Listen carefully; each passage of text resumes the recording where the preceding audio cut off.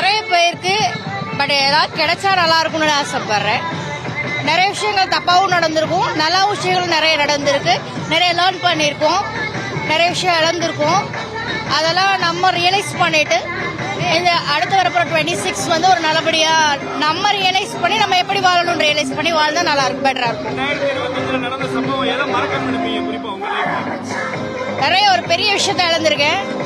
அந்த விஷயத்த வந்து நான் ஒவ்வொரு நிமிஷமும் நினைக்க கூடாதுன்னு நினைக்கிறேன். ஏன்னா கடைசி வரைக்கும் அதை நினைச்சிருக்கேன், அது இனிமே நினைக்காம இருக்கணும். 2026 எதிர்பார்த்ததா காத்துக்கிட்டு இருக்கோம். ஏன்னா 2025 நம்ம எதிர்பார்த்த அளவுக்கு இல்லைன்னா கூட 26 வந்து எல்லாரும் எதிர்பார்க்கற மாதிரி நல்லா இருக்கும்னு நினைக்கிறோம். 2026 ஃபர்ஸ்ட் காலையில எந்திரிச்சோடனே போற போது மீனாட்சி அம்மன் கோயில் சாமியோட பிளஸிங் வாங்கிட்டு ஃபேமிலியோட வெளியில போயிட்டு கொண்டாடலாம்.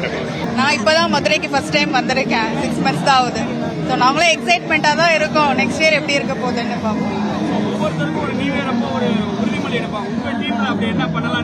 நல்லா ஹாப்பியா என்ஜாய் பண்ணணும் லைஃப. இதே மாதிரி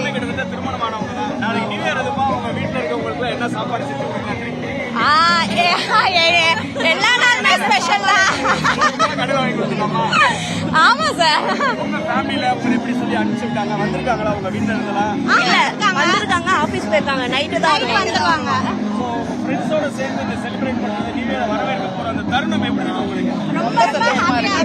ஹாப்பியா இருக்கு. செய்திகளை உடனுக்குடனும் துல்லியமாகவும் தெரிந்து கொள்ள சப்ஸ்கிரைப் பண்ணுங்க.